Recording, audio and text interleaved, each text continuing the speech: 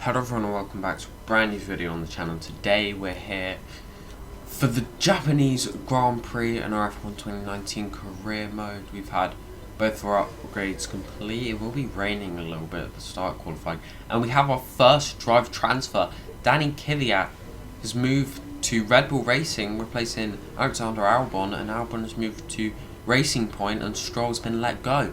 I was actually thinking of joining Red Bull you know, the last driver contract negotiation last episode, and now Kvyat's gone there, so the team definitely were looking for a new driver. So we're really gonna have to try to prove ourselves for next season, make sure we know that Red Bull know we're the ones for that seat. But yeah, obviously championship is, you know, opening up a little bit now because Vettel's starting to, you know, he broke away a little bit in that last episode, so gonna have to see what's happening there. Obviously Kvyat will be at the bottom of the standings and Stroll wasn't that high up, but now it's, you know, Racing Point are, you know, really quite far up with Albon and Perez. You know, that duo, that should be quite strong. Obviously Racing Point just basically matching us, and they're really up there. They are definitely going to be fighting with the top teams now. Williams are on par with, you know, Renault and McLaren now, so that is quite interesting. But anyway, let's just get straight to qualifying.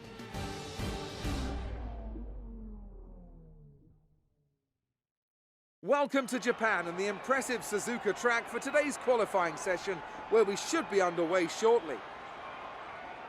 And as we wait, poised for the start of what will hopefully be a thrilling qualifying, why don't you tell us, Anthony Davidson, about the things you can do to really get the most out of a car in a session like this? Well, you're largely limited by the Parc Fermé regulations, of course. Back in the old days, pre-2004, you'd work on both a qualifying setup and a race setup over practice, and then swap them over after qualifying.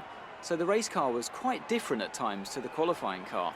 Nowadays, though, you have to find a compromise that works for both. There are a few things that you can still adjust during the session, such as the differential, the brake bias, and the front wing angle, but that's about it. So it's more about optimizing what you do have and adapting your own style to suit the track conditions.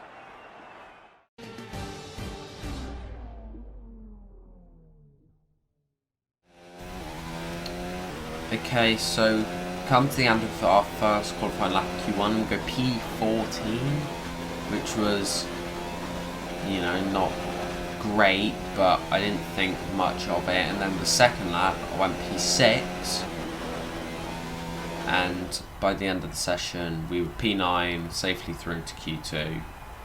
And yeah, no complaints there from me, because we have just, nice and easy, managed to get our way through. The cars actually managed to build 3/10 there for the top man. And now in Q2, this is where the rain came in. I went out immediately. The second I saw there was rain, I instantly went out. I went on soft tyres because the team recommended it. But by the end of the first lap, I think I just missed that point where the softs were quicker. So I came back out on intermediates for my second lap. So I went in and came back out on intermediates, and I went, you know, a little bit quicker up into P13, but then I went quicker again up into P11, but I wasn't there. I wasn't quite there. I you know. And then for the end of the fourth lap, I tried again, but I just wasn't making it. I couldn't go any faster, so we were out of Q2, and obviously we're taking a grid penalty for this race, so that will be the back of the grid for us. We will be starting in last place. But yeah, let's go straight to the race.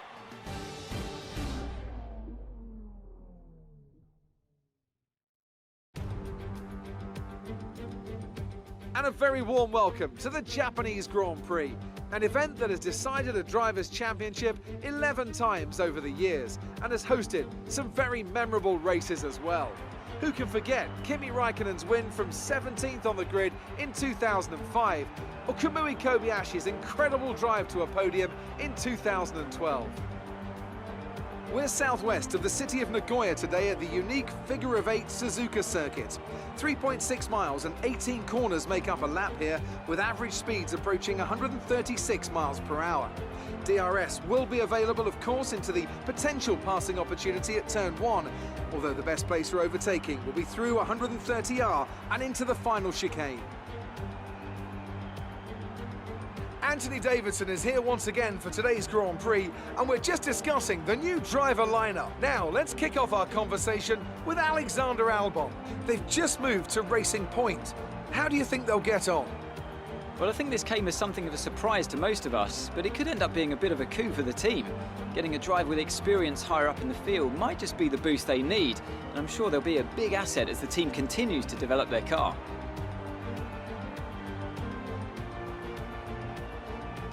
Let's run you through the driver grid order for today's exciting race. Lewis Hamilton lines up on pole position, and Valtteri Bottas will line up alongside. Looking down the rest of the grid, we have Leclerc, Verstappen, Sergio Perez, and Kvyat, Gasly, Weber, Grosjean, and Alexander Albon, Magnussen, Ricciardo, Sebastian Vettel, and Butler, Norris, Raikkonen, Robert Kubica, and Carlos Sainz, Russell, and Byrne. And with preparations almost complete, let's head down to the track.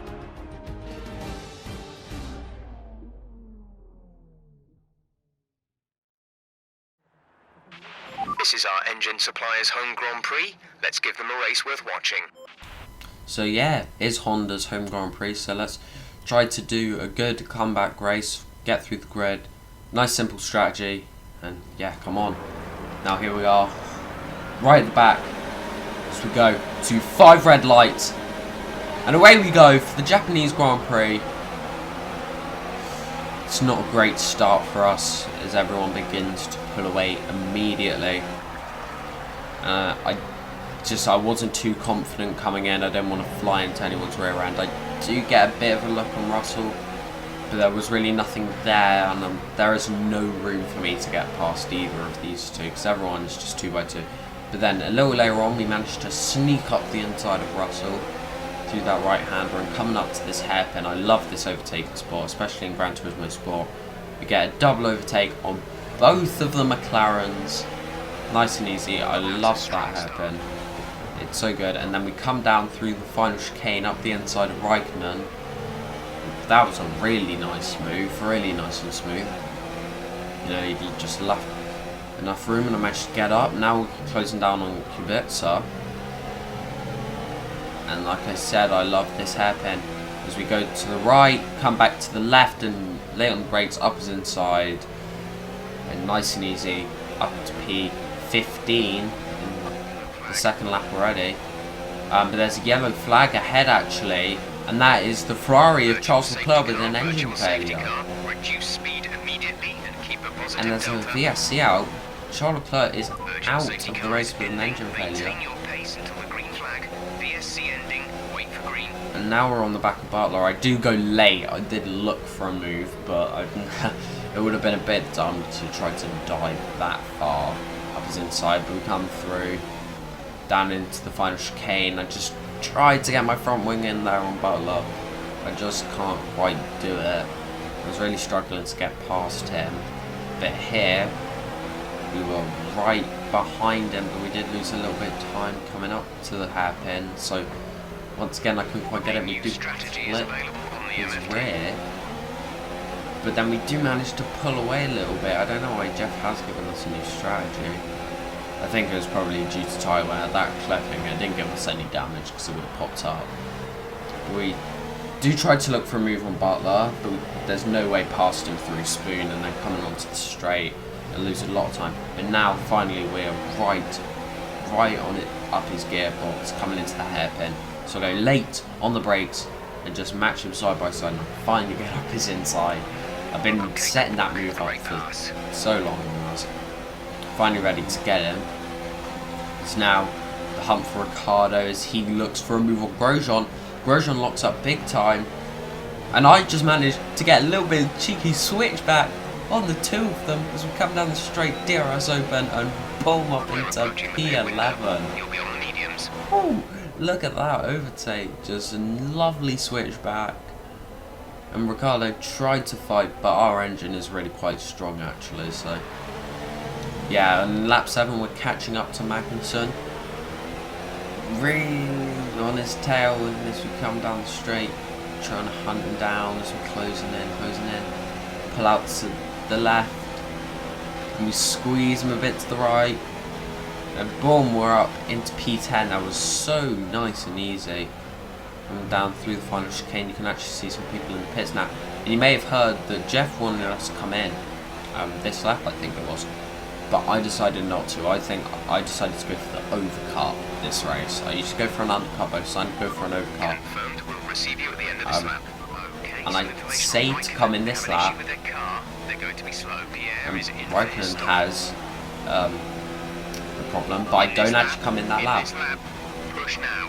But Jeff tells me to come in this lap, and so I do finally listen to him, and I just wanted to go for the overcut, go for something a bit different, try to see what I could do. And we did actually lead the race for a bit, which is we went from last and we were leading the race for like a lap. But coming to the pits, we're only one in the pits. It's a Exit now. decent pit stop, not the quickest.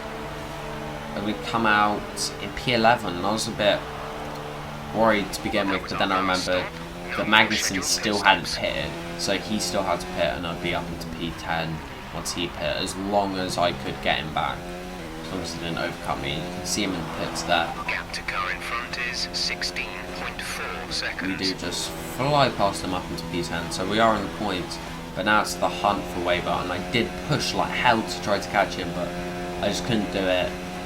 You know, he was just too quick. As Hamilton wins the race, Max Verstappen sets the fastest lap, but then you see here, Vettel then sets the fastest lap. But yeah, overall, good race. We went from last to 10th, so I can't complain, as we now come around the final turn and finish off the race. Nice work, you did well today. I think the boss will be happy with that one.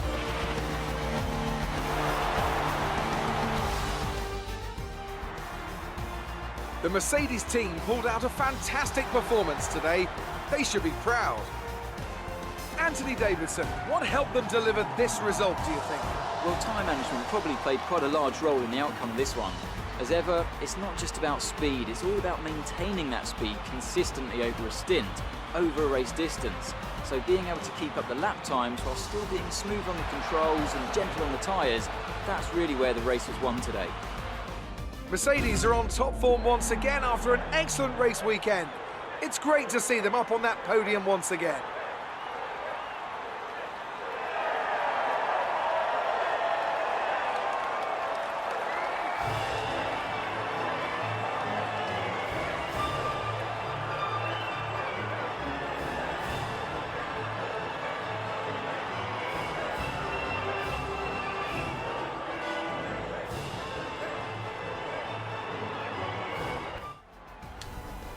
Okay, so championships tighten up a bit, and it's been reduced to 1 point between Vettel and Hamilton as Hamilton won this race. Red Bull got another good result. Bottas have overtaken Leclerc again, and Perez has got ahead of Albon.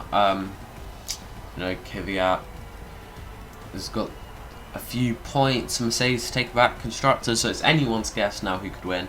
I didn't see much of Albon or Kvyat this episode, but hopefully we'll see a bit more of them next time. You know, see what they're looking like in their new cars. But anyway, interview time. Did you struggle to get through all that traffic today? Not really, only really with Butler. That was the main difficulty, but power unit was definitely the thing that helped me. Don't know why I said that. It's very much a downforce circuit. There wasn't much between you and Lucas by the finish today. He sets a very high standard. So. Great. And there really was a lot. That was like 16 seconds. So Claire, you're kind of dumb. But yeah, that's it. That's the race over. There's only 4 more races left in the season,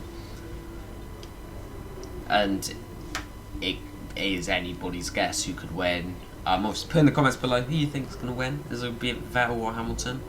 I'm a Vettel fan, so obviously my bet's on Vettel to win. But you can't count out, 5-time world champion at this point, because this would be the season he would win his 6th. But it's really close. Yeah, that Racing Point is looking to be very dominant for next season, especially if they don't get, well, no one's going to get screwed over by the reg change because it's durability. So yeah, the Racing Point next season will probably looks to be a very dominant car. I'm planning to move to Red Bull, so Toro Rosso, I expect they're just going to stay midfield. I don't see Toro Rosso becoming the top car, especially with the Red Bull there.